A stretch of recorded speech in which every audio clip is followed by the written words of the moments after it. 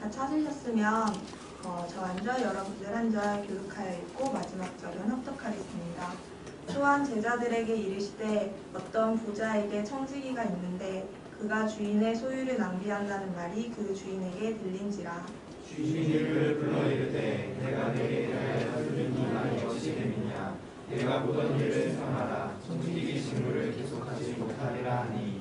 청지기가 속으로 이르되 주인이 내 직분을 빼앗으니 내가 무엇을 할까. 땅을 파자니 힘이 없고 빌어먹자니 부끄럽구나. 내가 할 일을 알았도다. 이렇게 하면 직분을 빼앗긴 후에 사람들이 나를 지저로 영접하리라 하고. 주인에게 빚진 자를 일일이 불러다가 먼저 온 자에게 이르되 내가 내 주인에게 얼마나 빚졌느냐. 말하되 기름 백 마리이나 이르되 여기 내 증서를 가지고 빨리 앉아 오시리라 하고.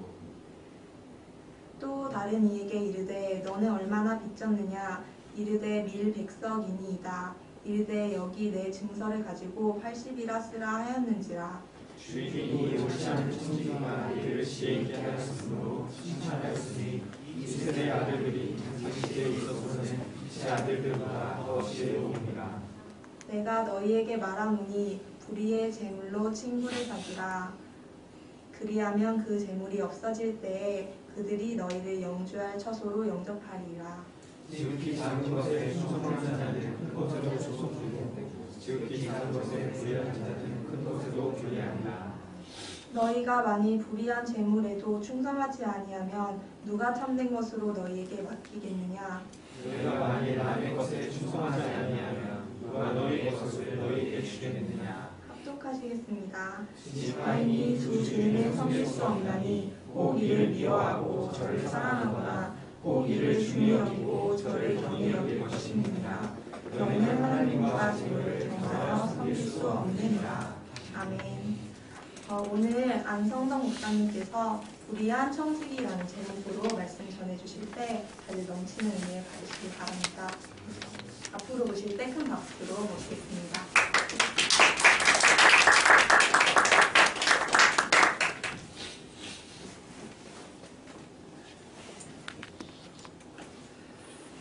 반갑습니다.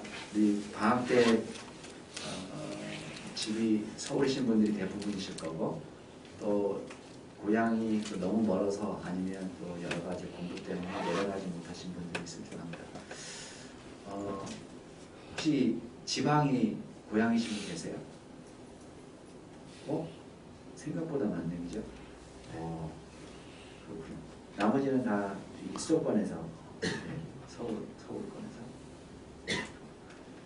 그러면 여기 근처에서 자취하는 거예요? 기숙사에 계신 분도 계세요? 기숙사. 공부 잘해야 들어가는 거 아니에요?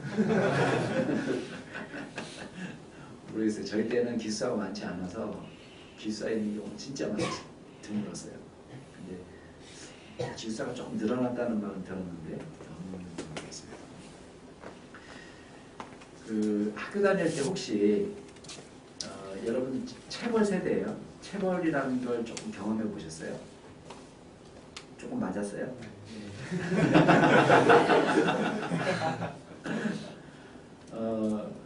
저희는 촌스러워서 체벌 세대인데 선생님들이 이제 열의가 있으니까 공부를 열심히 시켜야 된다 이런 마음이 있기 때문에 성적을 보고도 때리기도 했어요. 꼭 잘못해서만 때린 게 아니라 성적 때문에는 안 때리죠. 성적 때문에도 체벌했었어요? 그런 건 없었죠. 근데 우리 때는 점수가 일정 점수 이하 내려오면 만약에 80이면 80, 70이면 70 커트라인을 딱 정해 놓으시고 그 70 밑으로 하나 틀린 개수만큼 이렇게 맞는단 말이에요. 점수별로 하면 진짜 무수히 많겠죠. 그러니까 아예 일정당 한 대씩 이렇게 하면 너무 가혹하고 틀린 개수만큼 맞는다. 이런 선생님들 계셨어요. 가끔. 모든 선생님들은 아닌데. 그래서 이제 그날도 저 정확하게 몇 학년인지는 기억이 안 나요.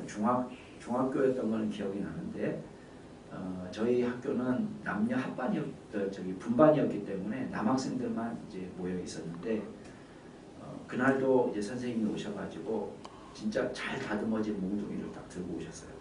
진짜 열심히 깎으셨어요.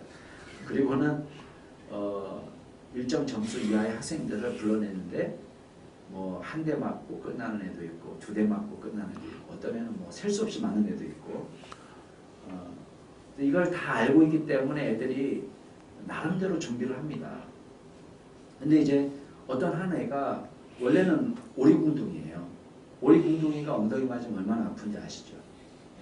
진짜 아프고 또 옆에서 보는 우리도 상당히 안쓰러워요. 그런데 이 학생이 그날따라 맞는데 원래는 막 정말 리액션이 엄청 크거든요. 한 대 맞고 막 리액션이 엄청 큰데 그날따라 너무 태연하게 맞는 거예요.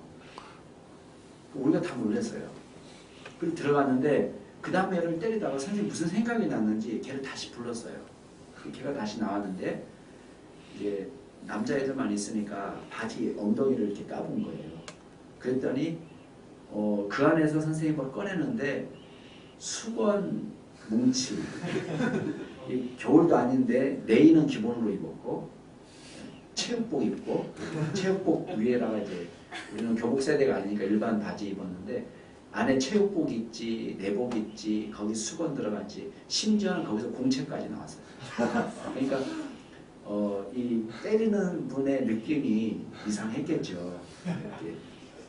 그래서 이제 모든 게 다 발각이 나가지고 물론 뭐 입은 체육복이나 내의까지 벗기진 않았지만 수건이라든지 공책은 빼고 다시 이제 매를 때리셨어요. 그리고 뭐 학생들이 자지러지게 웃었죠. 그리고 여지없이 그 큰 리액션 한 대 맞을 때마다 큰 리액션을 보여줘서 우리 모두가 다 즐거웠던 기억이 납니다. 근데 왜 제가 아침부터 여러분에게 남이 매맞은 이야기를 이야기하느냐? 여러분 이 학생에게서 여러분 뭘 배웠어요? 나도 공책 넣어야지 뭐 그걸 배웠습니다. 적어도 이 학생에게 있었던 것은 실패로 끝났지만 이 준비하는 자세, 매를 준비하는 자세, 우리 기독교적인 용어로 하면 심판을 준비하는 자세. 중요한 거예요. 근데 오늘 이 본문에 나오는 불의한 청지기, 이 사람을 우리는 제목도 제가 불의한 청지기로 했지만 여러분이 갖고 있는 성경에 다 제목이 불의한 청지기 내지는 옳지 않은 청지기라고 이름이 붙여졌을 거예요. 표제어가. 왜 옳지 않은 청지기를 예수님께서 일부러 비유 말씀을 하시고 또 이 사람에게서 우리가 무언가 배울 수 있을 거라고 이야기하고 있습니다. 이걸 이 사람을 비난하기 위해서 사실 예수님이 인용하고 있는 건 아닙니다. 청지기가 어떤 직업인지는 다 아시죠? 청지기는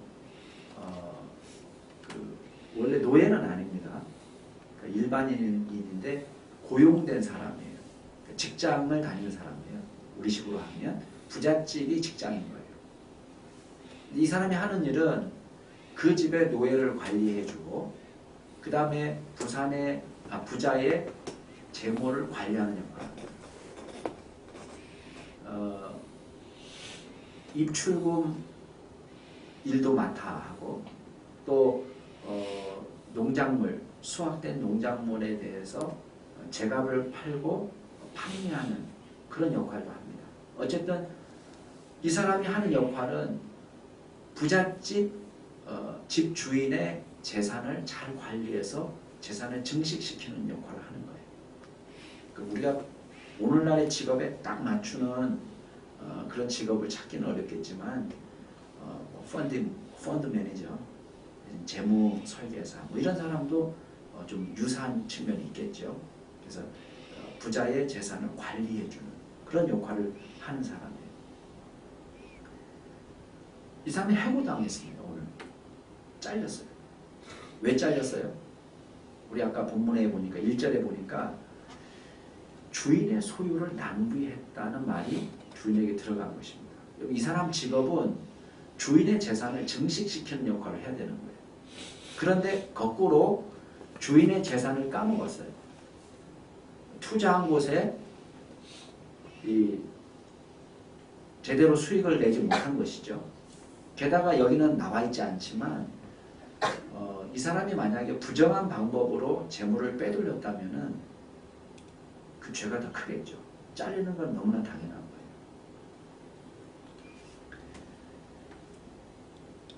주인이 말합니다. 이제 네가 보던 일을 빨리 마무리해라. 다음부터는 청지기 증거를 계속하지 못할 거다. 통보를 받았어요. 해고 통보를 받았습니다. 이 사람이 앞으로 살 수 있는 길이 뭐가 있을까요? 아마 동종업계에서 취직하기는 힘들 겁니다. 이 주식을 투자해서 재산을 늘려줘야 되는데 이 사람은 투자해서 실패를 했다. 그러면 어느 회사가 이 사람을 어느 금융회사가 이 사람을 써주겠어요? 또 뭐 금융회사 직장이 아니더라도 만약에 연구원으로 들어갔다. 기술직 연구원으로 들어갔다.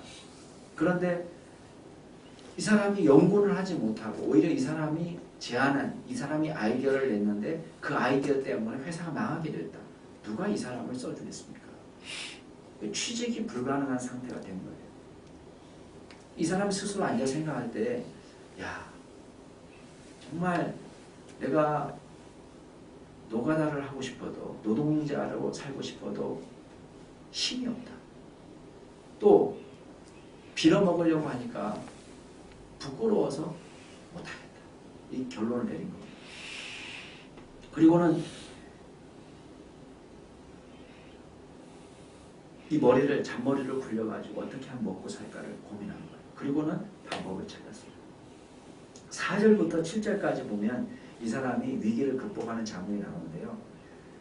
엄청납니다. 와, 진짜 머리 좋은 사람 이 사람. 그리고 진짜 나쁜 사람이에요. 이 사람이 당시 헬라 로마 사회에는 이 상호성의 윤리가 있습니다. 상호성의 윤리 어렵게 말해서 그렇지만 우리식으로 얘기하면 기브 앤 테이크예요. 주면 보상해 주는 그런 윤리가 일반적이었습니다. 이 사람이 주인에게서 돈 꼬간 사람들을 다 모집했어요. 우리 성경에는 2사람만 나오지만 이 2사람만이 아닐 거예요. 더 많은 사람들이 있지만 생략했을 겁니다. 한 사람이 나옵니다. 당신 얼마 빚졌어? 그랬더니 이 사람이 기름 100마리입니다. 여기 빨리 앉아가지고 50이라고 쓰라고. 절반 빚을 깎아준 거예요. 그리고 그 다음 사람 들어오니까 당신은 얼마 빚졌어? 밀백석입니다. 빨리 앉아가지고 여기 지우고 80이라고 쓰라고. 이 독일의 신학학자 중에 예레미야스라는 사람이 있는데 이 사람이 이 유대 당시 관습, 유대 문헌들을 연구해가지고 내린 결론으로는 이 한 사람당 깎아준 액수가 얼마 정도냐?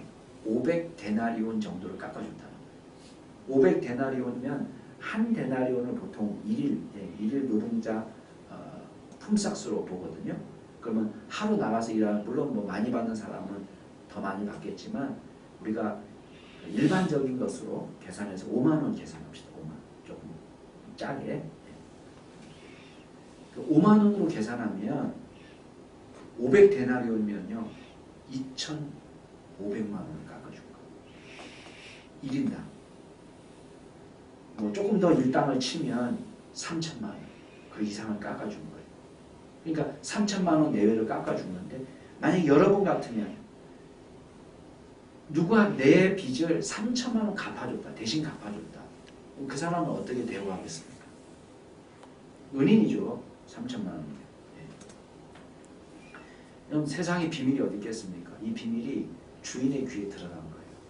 그 주인이 이 말을 듣자마자 혀를 내두르면서 와, 뭐에 감탄하니? 8절 말씀 한번 보실래요? 8절 같이 한번 읽어볼까요? 시작. 주인이 이 옳지 않은 청지기가 이를 지혜 있게 하였으므로 칭찬하였으니 이 세대의 아들들이 자기 시대에 있어서는 빛의 아들들보다 더 지혜로웠습니다. 주인이 이 사람 왜 칭찬한 것 같아요?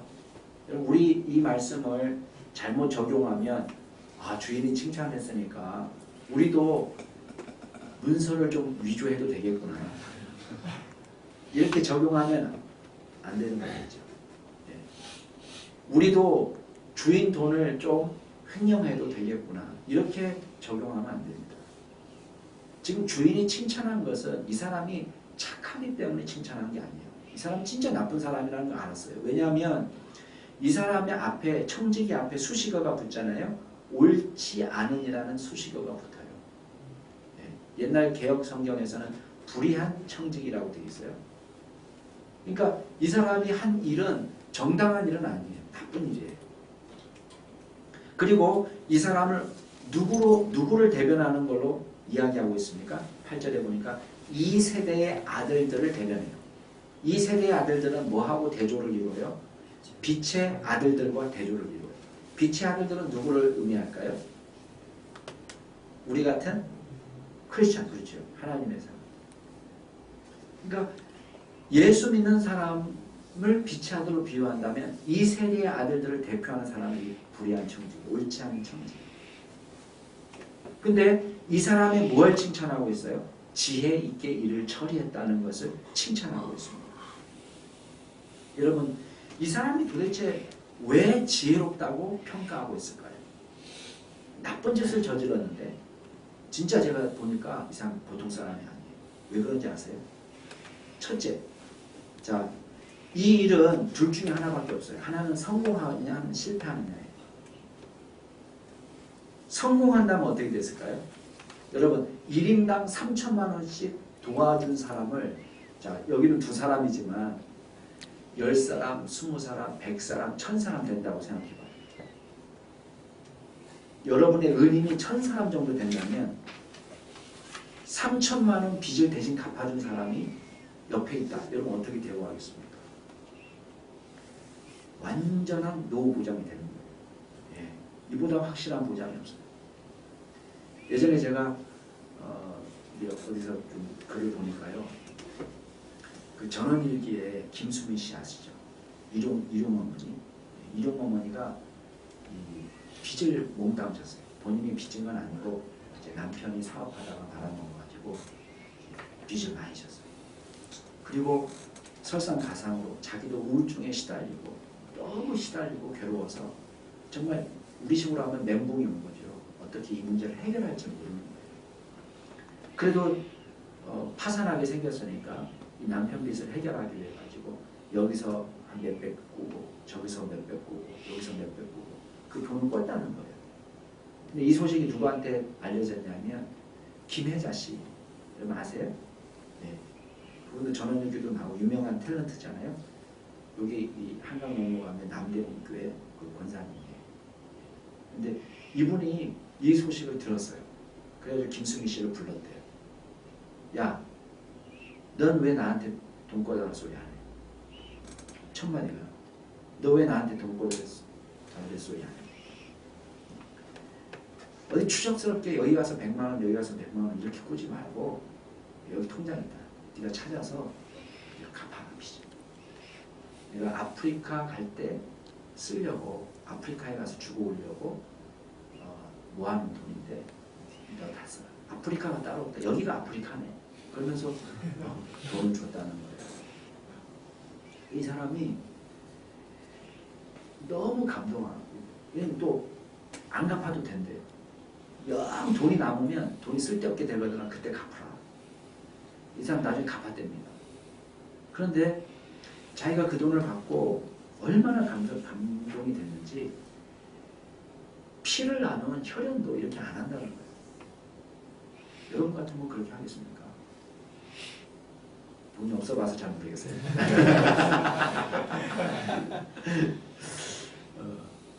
통장 잔고가 항상 10원, 20원 이렇게. 오늘 점심 어떻게 먹나 하면서. 오늘 점심은 제가 쏘겠습니다. 보통 학년 모임 하죠? 학년 모임 어떻게 해요? 같이 가서요? 방학 동안에도 어떻게 해요? 학년별로? 예. 식당 저랑 같이 가도 돼요? 네. 실례가 안 될까요? 네. 감사합니다. 실례가 안 되면은 제가 밥 좀 주도록 하겠습니다. 자, 맨날 장보가 없어가지고 오늘 점심 뭐 먹을까? 아마 이렇게 걱정하면서 온 사람도 있는데, 이 김수미 씨가 나중에 너무 감사해가지고 이렇게 얘기하더라고요. 언니가 만약에 아프리카에서 포로가 된다면 내가 대신 잡힐게. 반드시 구해내고야 말 거야. 그랬다는 거예요.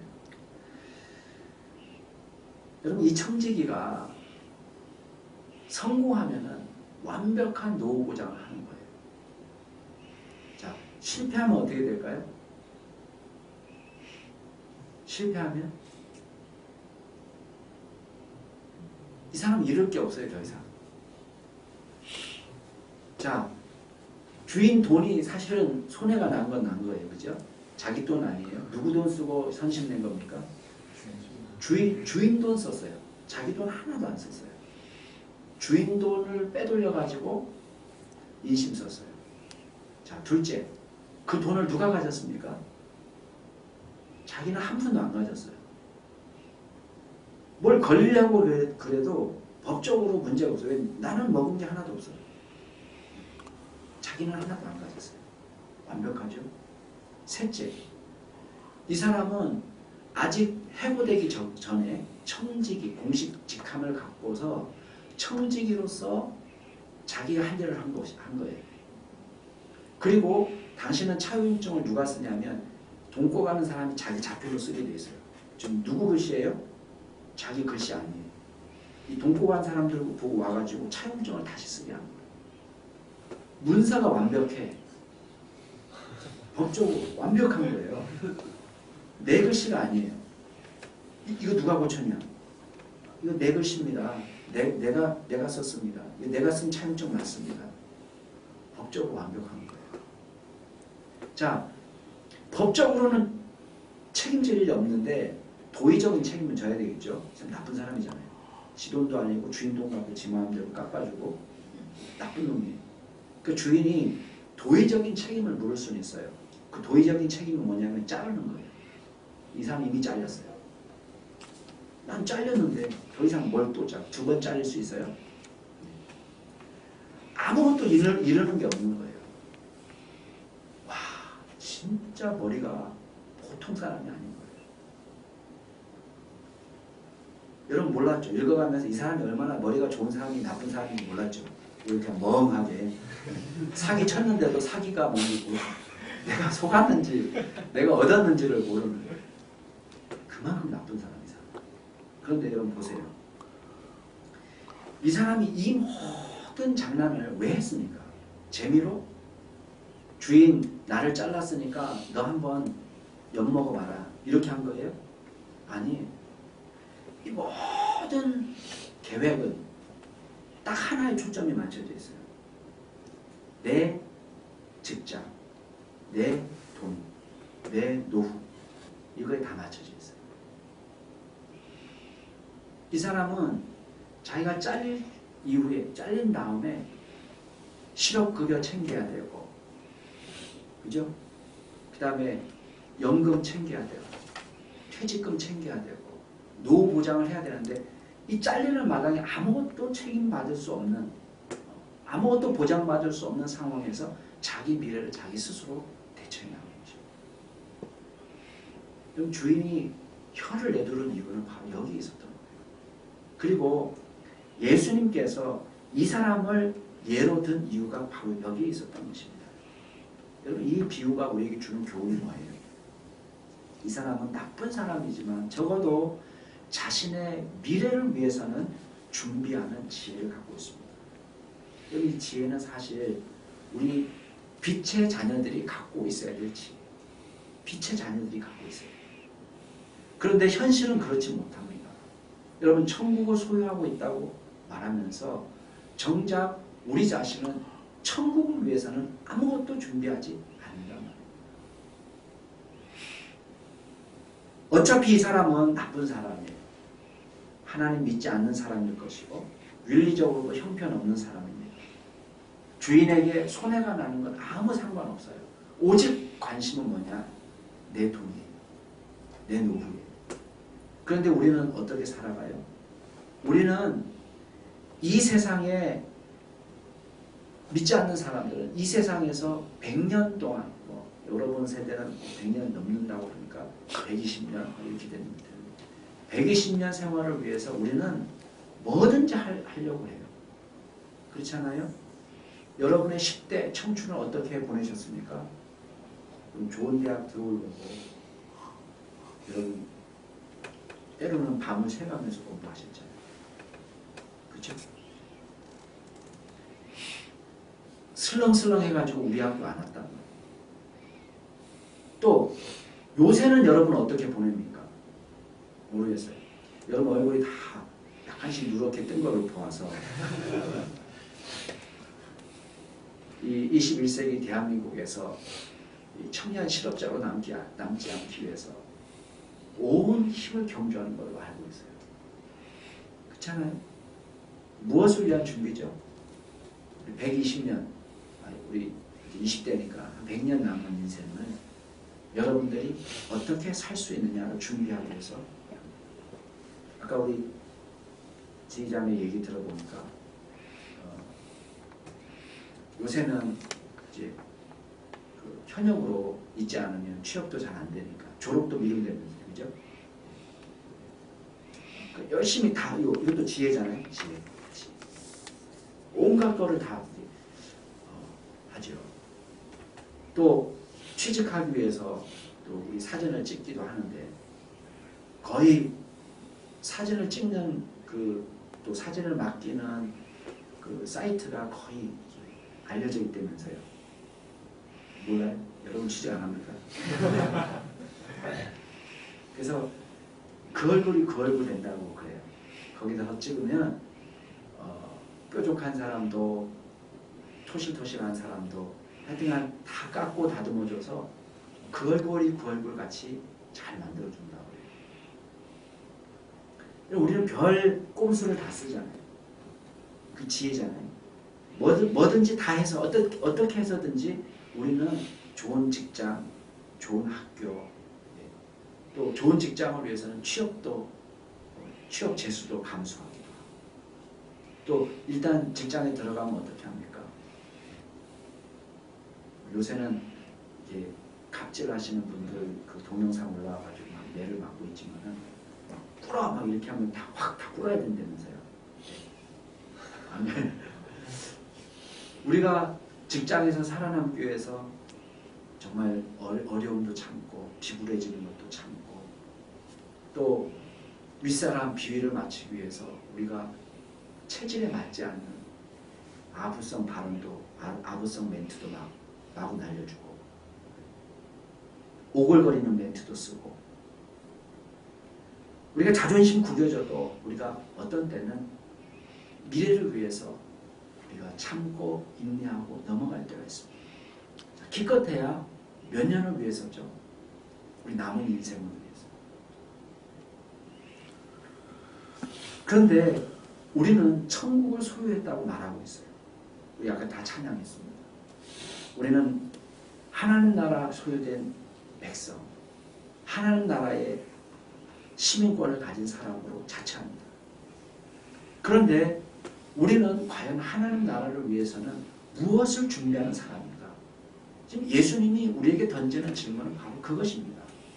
여기에서 질문하는 것은 이 불의한 청지기는 퇴직 이후에 실직 이후의 삶을 준비하기 위해서 자기의 모든 역량을 쏟아붓지만 과연 우리는 하나님 나라 위하여 무엇을 쏟아붓고 있느냐 묻고 있는 것입니다. 이건 굉장히 중요한 문제 아니겠습니까? 이 비유는 사실 이 예수님의 비유를 연구하는 신약학자들 사이에서 굉장히 난해한 부분으로 알려져 있어요. 실제로 이 율리어라는 사람은 독일 신학자인데 예수님의 비유 가운데 가장 이해하기 어려운 비유다. 블룸버그라는 사람도 있는데 예수님의 비유 가운데 가장 난해한 비유다 이렇게 말했습니다. 그 난해하다고 말하는 이유는 다른 데 있는 것이 아니에요. 왜 이 나쁜 인간을 이 좋은 인간으로 지금 지혜를 얻으라고 표본으로 제시하고 있느냐 이거거든요. 그래서 학자들은 막 여기 본문에 나와 있지 않는 것까지 막 연구하는 경향이 있어요. 그래서 이 사람은 실제로는 좋은 사람이다. 그렇게까지 해석한 사람이 있어요. 왜 좋은 사람이냐? 원래 이 주인이 이 비싼 고리대금업자였기 때문에 이 사람들이 지금까지 이자로 충분히 원금을 다 갚아도 될 만큼 이자를 지불했다. 그러니까 여기 밀 80이라고 써라. 또 기름 50마리라고 써라. 이렇게 말한 것은 이 정당한 거다. 이렇게까지 해석하는 사람이 있어요. 근데 그거는 전혀 엉뚱한 해석입니다. 왜냐? 본문이 그걸 이야기하고 있지 않아요. 여러분 이 주인은 우리가 생각하는 그런 고리대금업자라는 인상을 주지 않습니다. 그리고 그게 만약에 사실이라면 이 사람은 진짜 나쁜 사람이에요. 지금까지 뭐한 거예요? 주인의 악행에 동조한 사람이에요. 지금까지는 막 착취하고 했다가 자기 잘릴 때 되니까 이제 와서 막 80석이라고 또 50마리라고 써. 말이 되지 않습니다. 이 비유의 핵심 간단해요. 의외로. 9절부터 한번 보겠습니다. 자, 9절부터 같이 한번 읽어볼까요? 시작. 내가 너에게 말하노니 불의의 재물로 친구를 사귀라. 그리하면 그 재물이 없어질 때에 그들이 너희를 영주할 처소로 영접하리라. 여러분 여기서 보면 구체적으로 지혜롭게 처신할 영역을 청중들에게 친숙한 주제에 국한시켜요. 청중들이 다 알아듣기 쉬운 주제가 뭐예요? 돈이에요. 돈. 돈에만 국한되는 건 아니에요. 근데 여기서 뭐라고 얘기하냐면 불의의 재물이라고 말합니다. 왜 불의한 재물일까요? 돈이 나쁜 거예요? 돈은 나쁜 겁니까? 악한 겁니까? 네. 우리 다 돈 가지고 있는데 돈 있는 사람은 다 나쁜 놈이에요. 네. 이 중에서는 제가 제일 부자인 것 같은데 제가 제일 사악한 놈이에요. 돈은 악한 거 아닙니다. 근데 불의한이라고 말할 수 있는 이유가 있어요. 그거는 저와 여러분을 가장 하나님에게서 멀어지게 할 수 있는 타픽이에요. 문제예요. 이 돈 문제가 제일 무서워요. 여러분 불의한 재물, 제일 하나님에게서 멀어지게 할 수 있는 이 불의한 재물을 무엇을 위해서 사용하라는 거예요? 친구를 사귀는 데 쓰라는 거예요. 이 말은 여러분 오해하시면 안 됩니다. 사람들 다 불러 모아가지고 허랑방탕하게 먹고 마시고 어울려 다니면서 내 편을 많이 만들어 그런 뜻이 아니에요. 호의를 베풀라는 이 물질을 내 것처럼 쓰지 않고 하나님께서 내게 맡겨주신 재물로 인정하고 하나님이 원하시는 곳에 이 재물을 넉넉히 메워놓을 수 있는 믿음을 가져라. 여러분 이 불의한 재물을 또 뭐라고 이야기하냐면 9절 뒷부분에 가면 없어질 걸로 이야기해요. 없어질 거. 영원한 거 아니에요. 우리를 미혹시키는 주제 또 영원하지도 않은 것 같고 우리는 모든 것을 걸어요. 우리 전 존재를 겁니다. 그런데 오히려 오늘 비유 말씀은 무엇을 얘기합니까? 이것보다 더 중요한 것이 뭐예요? 영원한 처소. 영원한 하나님의 나라가 저와 여러분에게는 가장 중요한 타픽이 되어야 된다는 것입니다. 자, 10절, 12절도 마찬가지예요. 같이 한번 읽어봅시다. 10절 시작. 지극히 작은 것에 충성된 자는 큰 것에도 충성되고 지극히 작은 것에 불의한 자는 큰 것에도 불의하니라. 여기서 지극히 작은 것으로 표현되는 것이 뭐냐면 물질이에요. 아까 우리 물질은 불의한 것, 또 없어질 것처럼 비유가 됐지만 여기서는 그것이 지극히 작은 것에 불과하다는 것을 이야기합니다. 우리는 지극히 작은 하찮은 재물에도 우리가 충성되지 못해요. 충성한다는 말은 뭐예요? 신실하다. 하나님이 맡겨줄 만하다. 얘한테는 돈 맡겨도 괜찮겠어. 얘한테는 믿음직스러워. 돈을 맡길 수 있겠어. 이거예요. 또 12절에 가니까요. 남의 것으로 말이 바뀝니다. 만일 남의 것에 충성하지 아니하면 누가 너희의 것을 너희에게 주겠느냐. 아까 재물은 지극히 작은 것이었는데 여기서는 뭘로 되어 있어요? 남의 것이에요. 우리 게 아니라.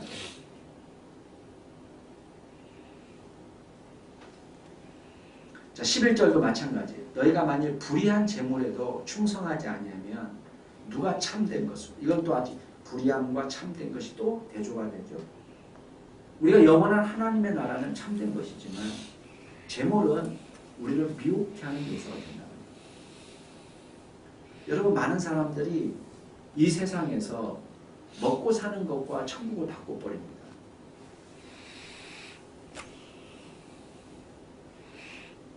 우리 교회에서 성도님들이 이렇게 잘못돼 엇나가는 이유를 보면 대부분이 뭐냐면 먹고 사는 문제. 먹고 사는 문제를 가지면 익스큐즈가 가능해집니다. 교회에 빠져도 익스큐즈가 가능하고 예배 못 드려도 사업상 이만이면 다 됩니다. 사업상 모든 게 다 변명이 되고 이해가 되고 용서가 되고 죄 없다라고 이야기하고 그래요. 먹고 살기 위해서 하는 것이니까 죄가 없다라고 이야기합니다. 정말 그런가요? 마귀는 우리에게 와서 먹고 사는 것이 최고라고 이야기합니다. 제가 3주 전에 어떤 목사님을 만났는데 이 목사님은 이제 60 중반대 되시는 목사님이에요. 근데 우리나라의 정말 좋은 명문대학의 의과대학을 졸업하셨어요. 그 부인도 그 명문대학의 교수로 일하고 본인도 의사이면서 또 교수로 일하고 그러다가 이분이 미국으로 넘어갔습니다. 미국에 건너가셔서 이분이 물론 모태신앙이라서 옛날부터 열심히 신앙생활 했지만 젊었을 때부터 미국에서 암병동에서 암 전문의로 활동하다가 결단을 내렸어요. 신학을 해야 되겠다. 그리고 결단하고 신학을 시작했는데 이분 말로는 그렇습니다. 그 전까지는 자기가 교수고 의사고 부자였다는 거예요. 근데 신학을 결정하고 신학교에 딱 들어가니까 신학을 공부하는 6년 동안 수입이 전무한 상태로 지낸다는 거예요. 하루아침에 자기 신분이 가난뱅이로 바뀌더라는 것입니다. 대단한 모험 아니겠어요? 거기까지 가는 것도 사실 모든 사람이 부끄러워하는 길인데 그것을 버리고 다시 낮은 곳으로 내려간다. 그거 쉬운 일이 아닙니다. 생활이라는 것은 조금씩이라도 좀 나아져야 우리가 견디기 쉬운 것인데 한꺼번에 밑으로 내려간 것입니다. 완전히 극빈자로 된 거예요. 여러분, 자기가 6년 동안에 광야를 경험했다는 것입니다. 광야는 어떤 곳입니까? 심을 수도 없고 파종할 수도 없고 거둘 수도 없는 곳이에요. 그런데 이곳에서 무엇을 또 경험합니까? 만나와 메추라기와 구름기둥과 불기둥과 물을 내시는 반석을 경험하는 거예요. 하나님의 공급하심을 경험하는 거예요. 그 우리 하나님의 위로라고 부릅니다. 이분의 관심이 만약에 먹고 사는 거에 있었다면 그 일을 못했을 거예요.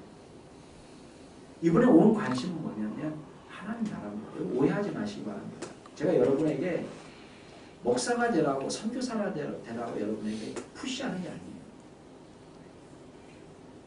저와 여러분이 어떤 직업을 가져도 상관없어요. 다만 우리의 모든 내가 그 직업을 가지려고 하는 이유가 뭐예요? 이거 우리가 분명히 하고 시작해야 돼요. 내가 과연 하나님 나라 위해서 그 일을 할 것이냐 아니면 먹고 살기 위해서 그 일을 할 것이냐 우리의 비전을 다시 점검해 봐야 됩니다. 제가 우리 큰아들이 금년에 고등학교 1학년 들어갑니다. 근데 제가 이 아이가 제법 그래도 이제 지금까지는 너무 떨어지지 않게 이제 중간 이상을 잘 따라오는데 제가 뭐 과외를 시킨 적도 없고 학원을 보낼 형편도 못 되고 나름대로 지가 알아서 저기까지 왔어요. 근데 제가 얘를 약간 자극 준다고 제가 해서는 안 될 말을 한 것입니다. 무슨 말을 했냐? 여러분도 그런 말 하면 안 되는데 창피하지만 제 고백을 하면 우리 애를 야단치면서 야, 너 세상에서 먹고 사는 게 쉬운 줄 알아? 얘기합니다. 먹고 사는 게 쉬운 줄 알아? 제가 그 순간 이 아이에게 거짓 선지자가 된 것입니다. 나쁜 목사가 된 것입니다. 여러분, 세상이 주는 목소리였어요. 세상은 왜 뭐라고 이야기합니까? 먹고 사는 게 쉬운 줄 알아? 이것들아. 이게 세상이 주는 메시지예요. 하나님 우리에게 어떤 메시지를 주셨어요? 무엇을 먹을까? 무엇을 입을까? 염려하지 마라. 이런 것들은 누가 하는 염려라는 것입니까? 이방인들이 하는 염려라는. 이방인들이라는 것은 뭐예요? 예수님의 자녀가 아닌 사람들이 하는 걱정이었다는 거예요. 너희는 먼저 뭐를 구하라? 그 나라와 그 의를 구하라. 그리하면 이 모든 것을 먹고 사는 문제는 너에게 더해줄 거라. 이게 하나님의 메시지였어요. 광야에서 이스라엘 백성들이 배운 게 뭡니까? 광야에서 이스라엘 백성들이 계속해서 배운 거는 40년 동안 단 하루도 빠짐없이 배운 게 있어요. 그건 뭐냐? 너는 너희 힘으로 먹고 사는 게 아니야. 내가 너희들을 먹여주는 거야. 그걸 연습한 거예요. 여러분, 하나님이 완전히 열받아가지고 얘를 싹 쓸어버린다. 이렇게 할 때도요. 그 전날에도 어김없이 만나와 메추라기를 주셨습니다. 놀랍잖아요. 아니 내일 죽일 놈들인데 그렇잖아요.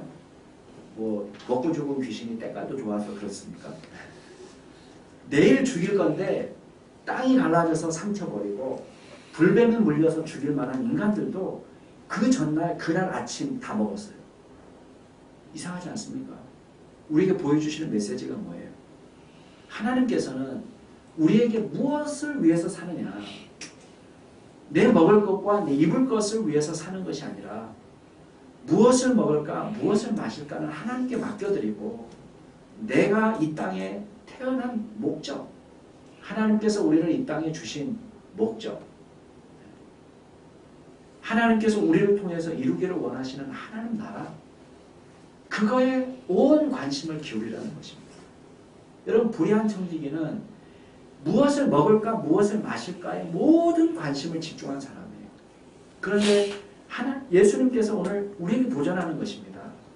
이 옳지 않은 청지기, 하나님도 모르고 예수님도 모르는 이 청지기도 먹을 것 같은 사소한 문제에 자기 모든 존재와 지혜를 다 던져버리는데 너희들은 도대체 하나님 나라 위하여 무엇을 던질 수 있는가?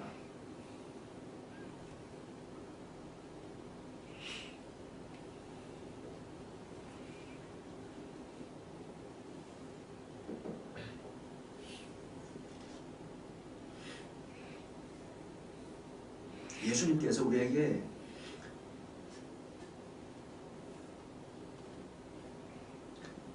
그것을 질문하고 있는 것입니다. 21세기 대한민국에서 살아가는 여러분들에게 사실 쉽지 않은 과제가 주어져 있습니다. 그러나 여러분, 우리보다 더 어려운 시대가 대한민국 역사에 많았고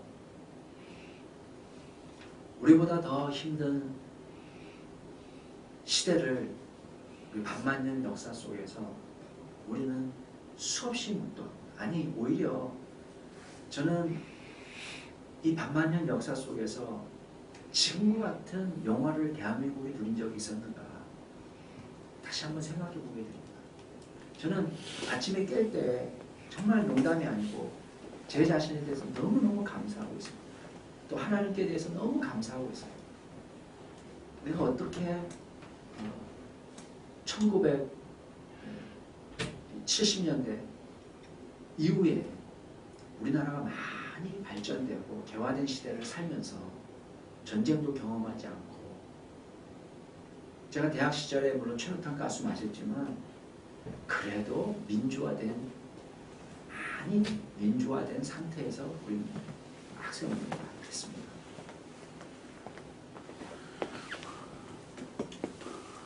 저와 여러분이 이 지혜가 필요했습니다. 여러분 매일 지혜를 위해서 여러분 기도하시기 바랍니다. 여러분 잘 아시죠? 누구든지 지혜가 부족하거든 후히 주고 꾸짖지 아니하시는 하나님께 구하라.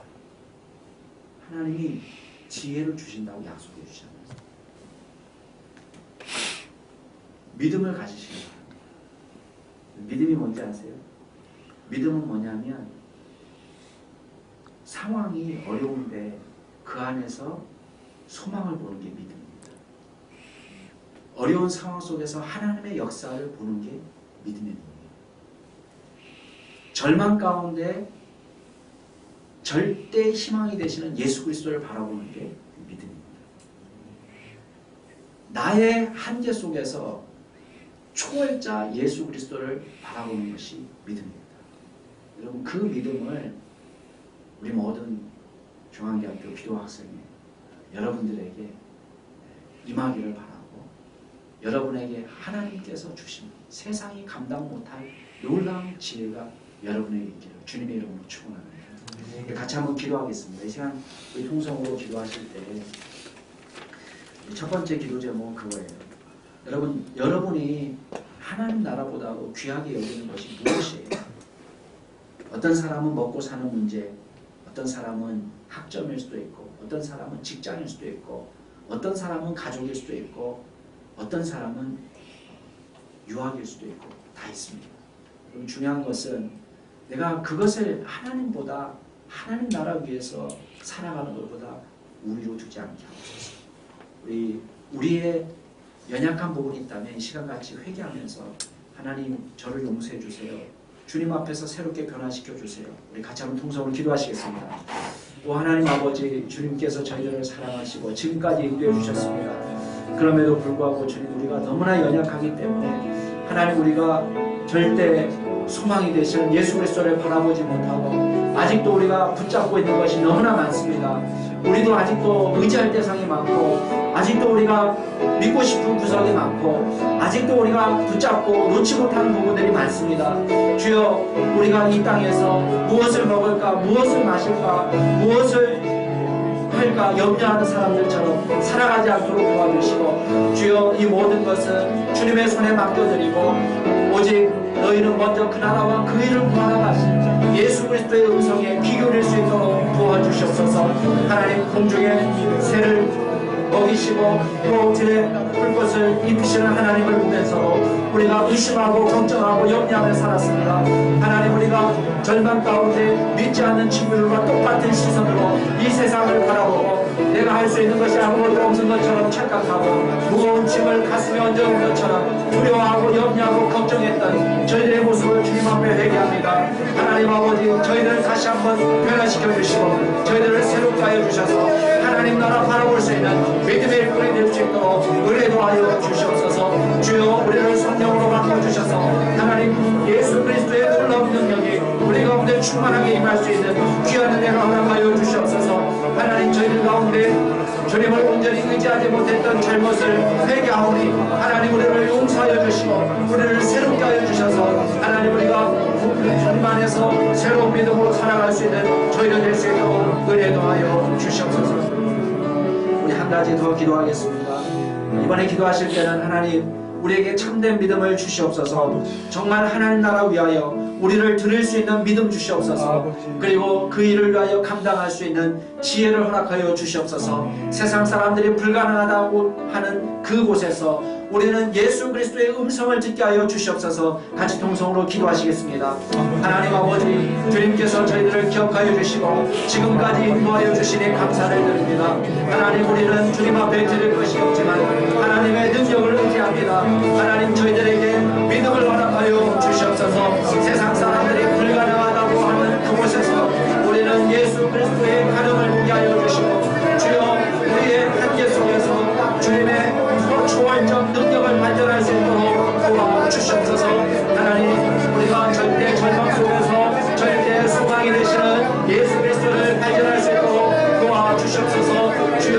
땅에서 우리가 지혜가 없어서 난감해할 때가 얼마나 많은지 모릅니다. 그러나 하나님께서 저희들에게 지혜를 주옵소서. 하나님께서 믿음을 주시옵소서. 저희들이 감당할 수 없습니다. 그러나 주님께서 이 세상이 감당할 수 없는 지혜를 얻어서 주여 이 땅에서 우리가 나가는 그 발걸음마다 하나님 우리를 통하여 놀라운 기적의 역사가 나타나게 하시고 저희를 통하여 우리가 처한 곳에서 놀라운 하나님의 나라가 확장되는 귀한 기적의 역사가 일어날 수 있도록 도와주시옵소서.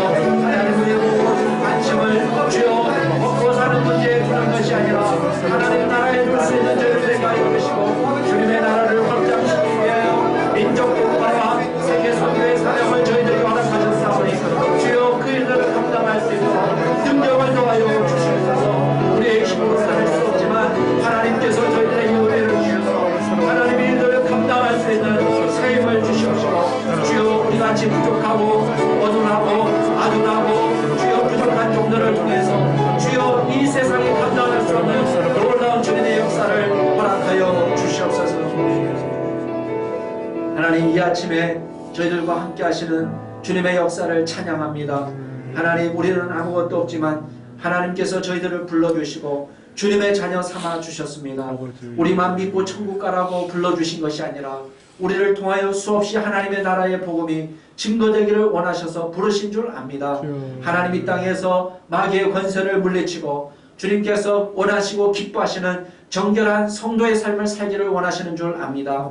하나님 우리가 겨우 구원받는 데 그치는 것이 아니라 우리를 통하여 마귀의 권세가 물러가고 하나님 나라가 점점 확장되고 우리를 통하여 주님의 복음으로 인하여 죽어가는 자들이 일어나고 또 하나님의 복음을 잃어버리고 또 낙심하던 자들이 회복되는 놀라운 기적을 저희들을 통하여 일으켜 주시옵소서.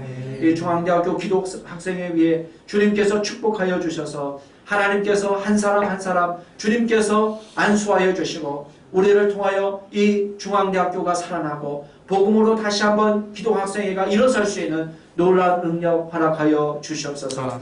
하나님께서 2015년도에도 신입생들을 보내주셨습니다.